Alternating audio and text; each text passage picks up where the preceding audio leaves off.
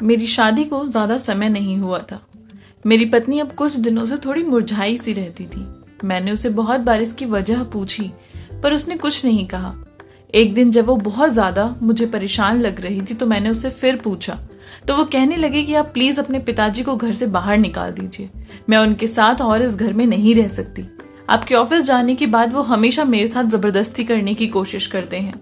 अपनी पत्नी के मुंह से ये सब बातें सुनकर एक बार को तो मुझे यकीन ही नहीं हुआ। मेरे पापा ऐसे नहीं थे।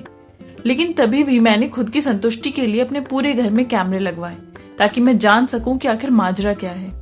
अगले दिन जब मैंने कैमरे की रिकॉर्डिंग देखी तो मेरे तो होश ही उड़ गए, क्योंकि सच में मेरे पापा मेरी पत्नी के साथ। नमस्कार, मेरा नाम अंकित है और मेरी पत्नी का नाम रिया। जब मेरी पत्नी ने ये सब बातें बताई थी तो मुझे बिल्कुल भी भरोसा नहीं हुआ। मैं इस बात पर कैसे भरोसा कर सकता था? मैं अपने पापा पर कैसे शक कर सकता था? लेकिन मेरी पत्नी रिया भी बहुत रो रही थी, तो मुझे उस पर भी ये शक नहीं हुआ कि वो झूठ बोल रही होगी। सच्चाई का पता लगाने के लिए मैंने पूरे घर में कैमरे लगवा दिए। रिकॉर्डिंग जब मैं देख रहा था तो जैसे जैसे कैमरे की रिकॉर्डिंग आगे बढ़ रही थी, मेरी सांसें तो बंद होती जा रही थी। आगे कुछ ऐसा हुआ कि मैंने उसी समय रिकॉर्डिंग बंद कर दी, क्योंकि मैं इससे ज्यादा और अपनी पत्नी के साथ होता हुआ नहीं देख सकता था। उसके बाद मैंने जो फैसला लिया वो मेरे लिए बिल्कुल भी आसान नहीं था, पर मैं भी क्या करता। मेरी पत्नी रिया भी तो मेरी ही जिम्मेदारी थी। मेरी और रिया की शादी को अभी साल भर भी नहीं गुजरा था, लेकिन इस कुछ समय में मेरी जिंदगी में बहुत कुछ ऐसा हुआ जिससे सब कुछ बदल गया। मेरी माँ मुझे छोड़कर बहुत पहले चली गई। मेरे लिए जो कुछ भी किया वो सब मेरे पापा ने ही किया था। मैं नहीं मान सकता था कि उनसे अच्छी परवरिश मुझे कोई और दे सकता था। उन्होंने मुझे माँ और पापा दोनों का ही प्यार दिया। बचपन से लेकर आज तक उन्होंने किसी चीज की कोई कमी नहीं की मेरे लिए, ना मेरी पढ़ाई में और ना ही मेरी परवरिश में। लेकिन मुझे क्या पता था कि जिन पापा को मैं अपना आइडल मानता हूँ, अपना सुपर हीरो मानता हूँ, वो ऐसा कुछ कर देंगे। लेकिन मेरे पापा तो मेरी जिंदगी के सबसे बड़े दुश्मन साबित हो गए। ये बात मुझे तभी समझ आई जब मेरी पत्नी मेरी जिंदगी में आई थी। रिया और मैं एक ही स्कूल और एक ही कॉलेज में पढ़ते थे। कॉलेज के दौरान ही हमें यह एहसास हुआ कि हम दोनों एक दूसरे से बहुत प्यार करते हैं। मैंने सोच लिया था कि पढ़ाई पूरी होने के बाद जॉब करने के साथ ही मैं रिया से शादी कर लूंगा। ये बात मैंने अपने पापा को भी बताई थी और मेरे पापा को भी इसमें कोई एतराज नहीं था। पापा ने हर कदम पर मेरा, हर मोड़ पर मेरा साथ दिया था। पढ़ाई खत्म होने के कुछ समय बाद ही मेरी नौकरी एक बहुत बड़ी कंपनी में लग गई। मल्टीनेशनल कंपनी थी वो। बहुत अच्छी सैलरी भी मिल रही थी मुझे। मैंने पापा को कहा कि पापा, अब आप मेरा रिश्ता लेकर रिया के घर वालों से मिल लीजिए। लेकिन पापा ने उस समय मना कर दिया। पापा कहने लगे कि सबसे पहले मैं रिया से मिलना चाहता हूँ, उसके बाद ही हम आगे कोई फैसला लेंगे। मुझे बहुत अजीब लगा था। पहले तो पापा ने ऐसा कुछ भी नहीं कहा था, अब वो ऐसा क्यों कह रहे थे? लेकिन पापा के कहने पर मैंने रिया को अगले दिन अपने घर बुला लिया ताकि वो उनसे मिल ले। अगले दिन जब रिया हमारे घर आई तो घर में सिर्फ पापा और मैं ही थे। अब कोई औरत तो हमारे घर में थी नहीं। तो मेरे पापा ने मुझे ही कहा कि जाओ रिया के लिए कुछ चाय नाश्ते का इंतजाम करो, और वो खुद रिया को अपने पास बिठाकर उससे बात करने लग गए। नाश्ते का इंतजाम करने के बाद मैं उसे लेकर पापा के कमरे में गया, जहां पापा रिया से बात कर रहे थे। जैसे ही मैं कमरे में गया तो मैंने देखा कि रिया थोड़ी खामोश थी। ऐसा लग रहा था जैसे उसके चेहरे का रंग उड़ गया हो। लेकिन पापा मुस्कुरा रहे थे। पापा ने मुझे कहा कि मुझे रिया बहुत पसंद है, हम कल ही रिया के घर जाकर उसके घर वालों से मिलेंगे और बात करेंगे। मुझे पापा की इस बात से इतनी खुशी हुई कि मैं रिया के चेहरे के बारे में उससे पूछना ही भूल गया। काफी देर बात करने के बाद मैं रिया को लेकर उसके घर छोड़ने के लिए गया। रास्ते में जाते हुए रिया मुझसे पूछने लगी कि क्या तुम्हारे पापा भी हमारे साथ हमारे घर में ही रहेंगे? मुझे सुनकर बहुत हैरानी हुई। मैंने कहा कि तुम ऐसी कैसी बातें कर रही हो मुझसे? मेरे पापा कहाँ जाएंगे? उनका इस दुनिया में मेरे सिवा है ही कौन? बचपन से मुझे पालने पोसने में उन्होंने किसी तरीके की कोई कमी नहीं रखी है। यहाँ तक कि उन्होंने कभी अपने बारे में भी नहीं सोचा। मेरी माँ के जाने के बाद उन्होंने कभी दूसरी शादी नहीं की। अपनी पूरी जिंदगी उन्होंने मेरे लिए कुर्बान कर दी, तो मैं कैसे उनको इस उम्र में छोड़ दूं? मेरी ये बात सुनने के बाद रिया ने आगे कुछ पूछा ही नहीं।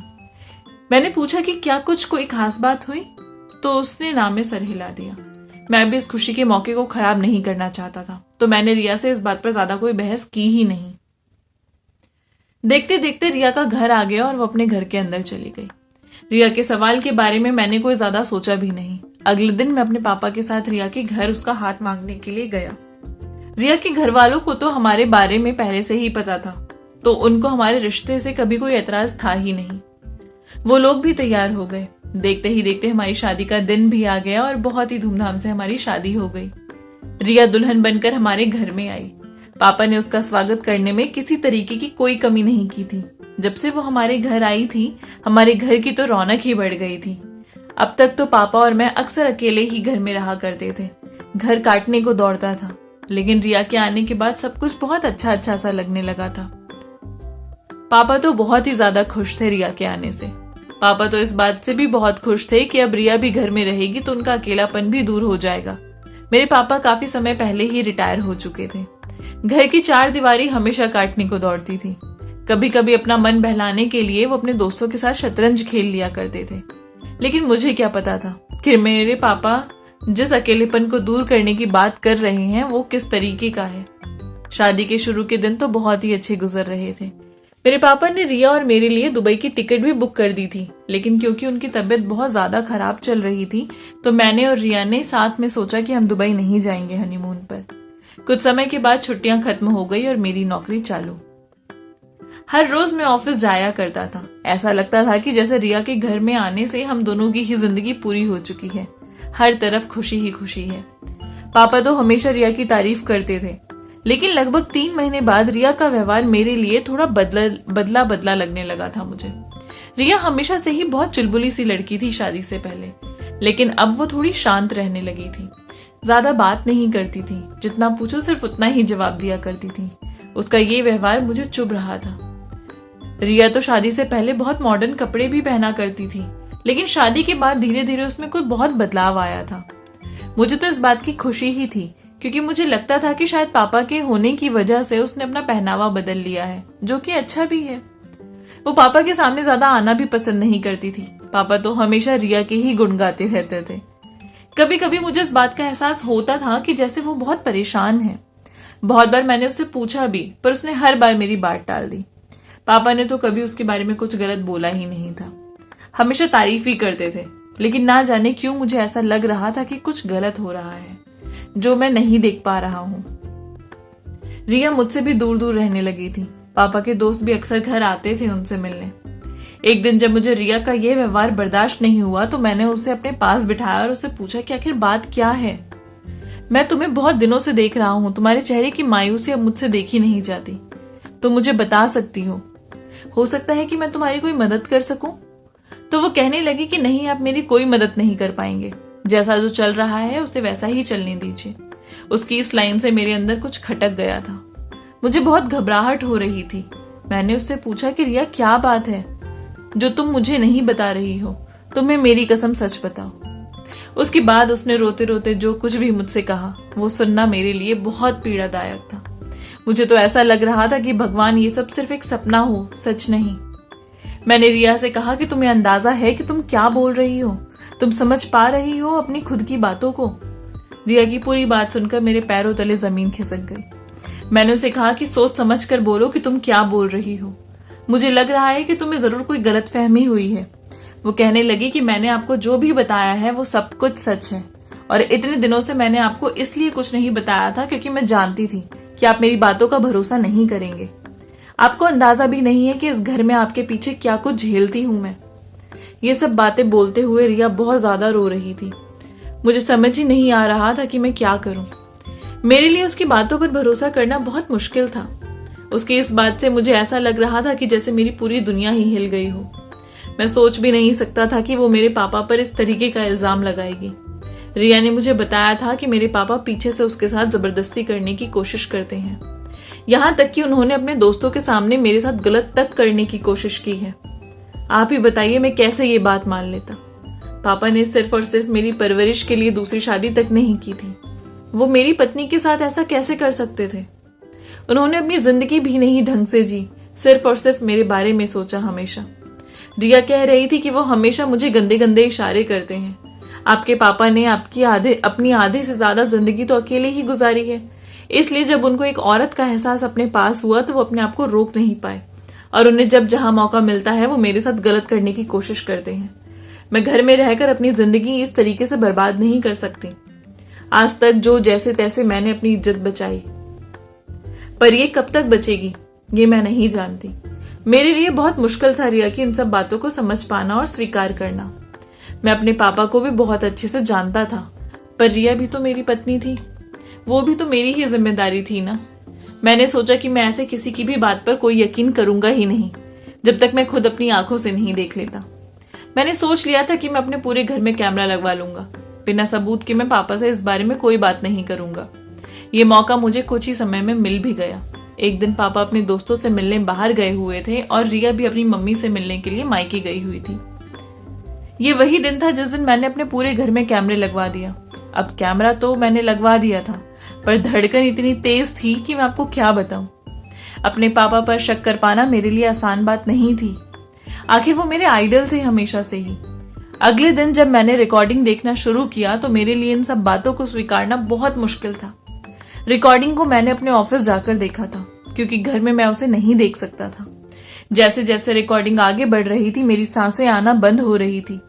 रिकॉर्डिंग में एक समय ऐसा आया जब मैंने उसे पूरा ही बंद कर दिया, क्योंकि अब मैं इसके आगे और नहीं देख सकता था। ये सब कुछ देखने के बाद मेरे अंदर इतनी क्षमता ही नहीं थी कि मैं ऑफिस में बैठकर काम कर पाता। मन बहुत बेचैन हो गया था। मैंने अपने ऑफिस से छुट्टी ली और घर को निकल गया। पूरे रास्ते गाड़ी मैंने जैसे कैसे चलाई है वो मेरा मन ही जानता है। कितनी ही बार मेरा एक्सीडेंट होते होते बचा है। ऐसा लग रहा था जैसे दिमाग की सारी नसें फूल गई हो। मुझे तो हमेशा से यही लगता था कि मेरे पापा मुझे बहुत प्यार करते हैं। उनका प्यार तो ऐसा था कि अगर मैं कभी उनसे उनकी जान मांग लेता तो वो भी दे देते, लेकिन यहाँ तो वो मेरी ही पत्नी के साथ। छी, मुझे तो बोलते हुए भी शर्म आ रही है। उस रिकॉर्डिंग में मैंने क्या देखा ये बताते हुए मेरा मन आज भी बहुत भारी है। मैंने देखा था कि मेरे पापा और उनके दोस्त कमरे में शतरंज खेल रहे थे। पापा ने तभी रिया को आवाज देकर बुलाया। रिकॉर्डिंग में आवाज तो नहीं थी, लेकिन हाव भाव से मुझे यही महसूस हुआ। कुछ ही देर में रिया उनके कमरे में आई। उन्होंने कुछ पूछा और जब रिया ने जवाब दिया तो ना जाने पापा को क्या हुआ। उन्होंने रिया का हाथ पकड़ा और उसे खींचते हुए उसके कमरे में ले गए। उसके कमरे में ले जाने के बाद उसे बिस्तर पर धकेल दिया और कमरे की कुंडी लगा ली और मेरी पत्नी की तरफ बढ़ने लगे। इसके आगे मैं और नहीं देख सकता था। मैंने रिकॉर्डिंग वहीं रोक दी।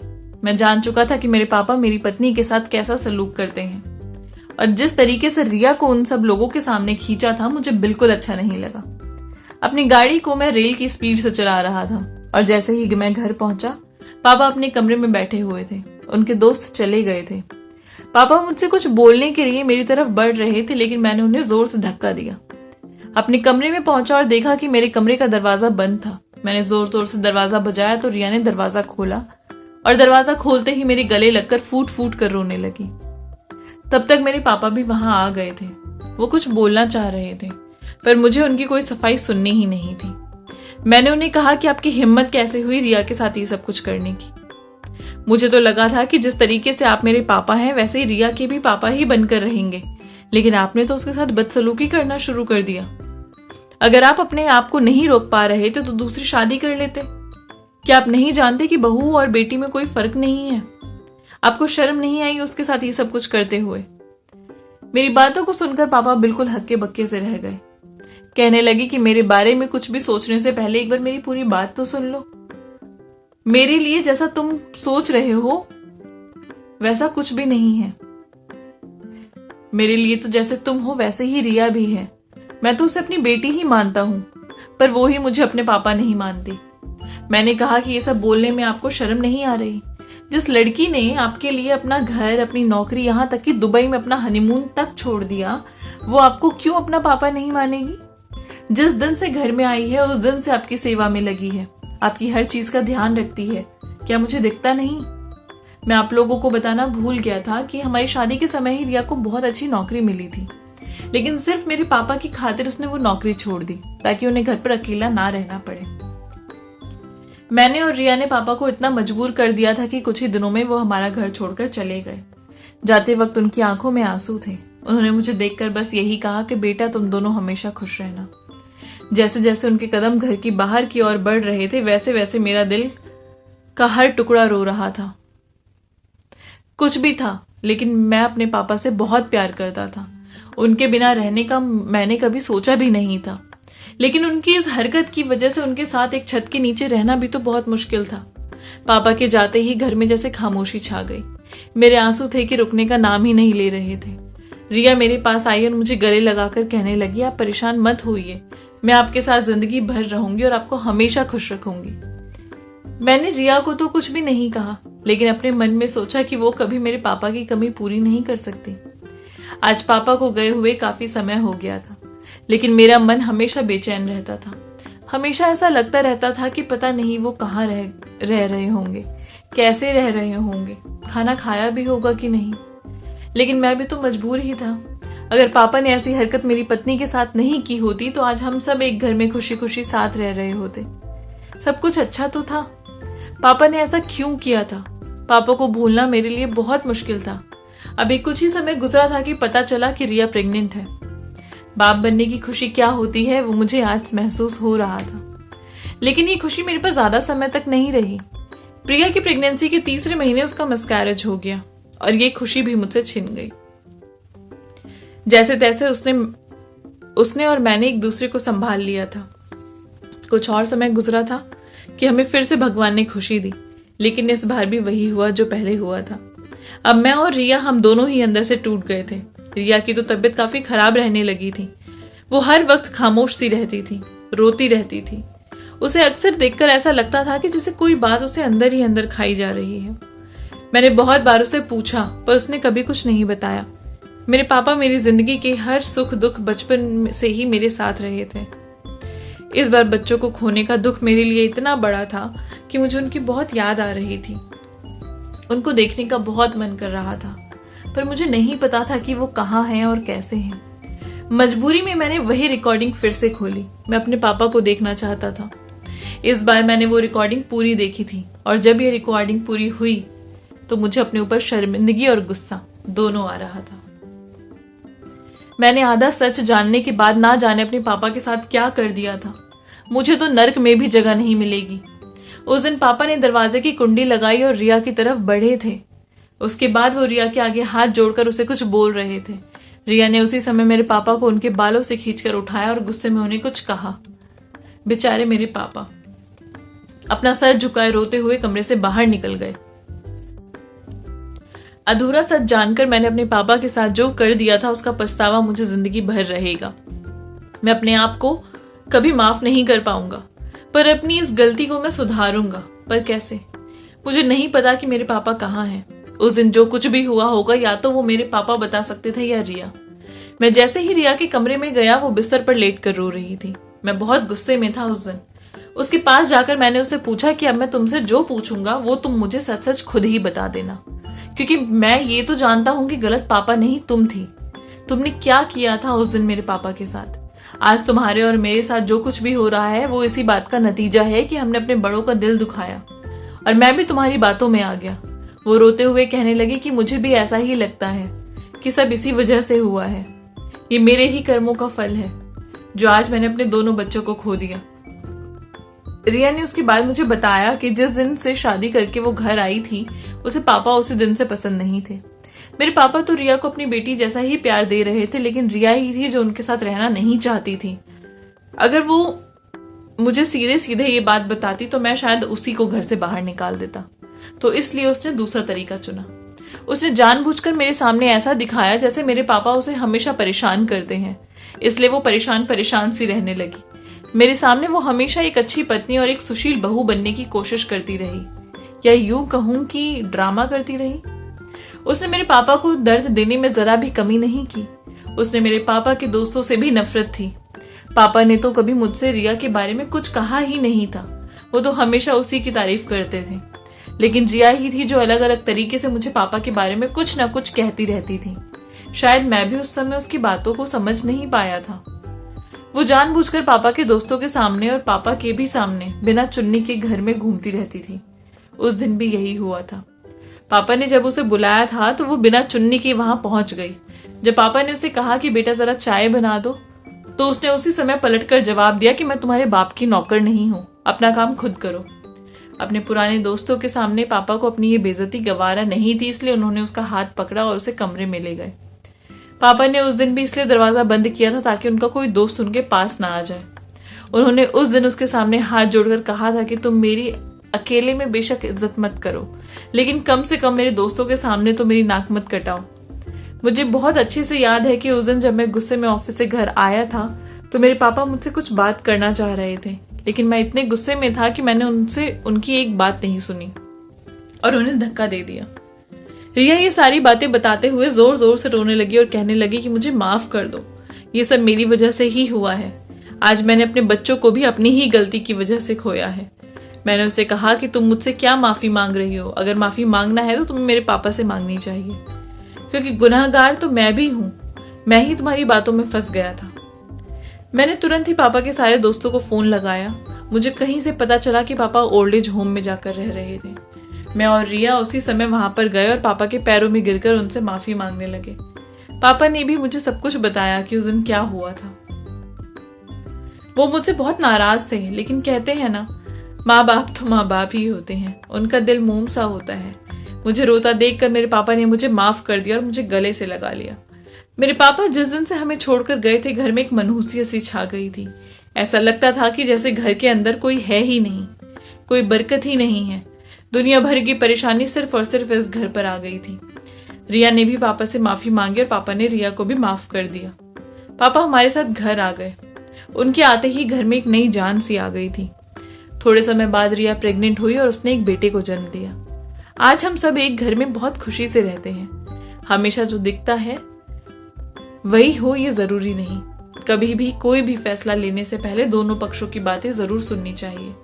आधा सच हमेशा खराब होता है। आई होप आपको ये कहानी पसंद आई होगी। अगर अच्छी लगी है तो चैनल को प्लीज सब्सक्राइब कर दीजिए, लाइक कर दीजिए और अपने प्यारे से कमेंट नीचे ड्रॉप कर दीजिए। मिलूंगी आपसे नई कहानी के साथ, तब तक के लिए बाय बाय।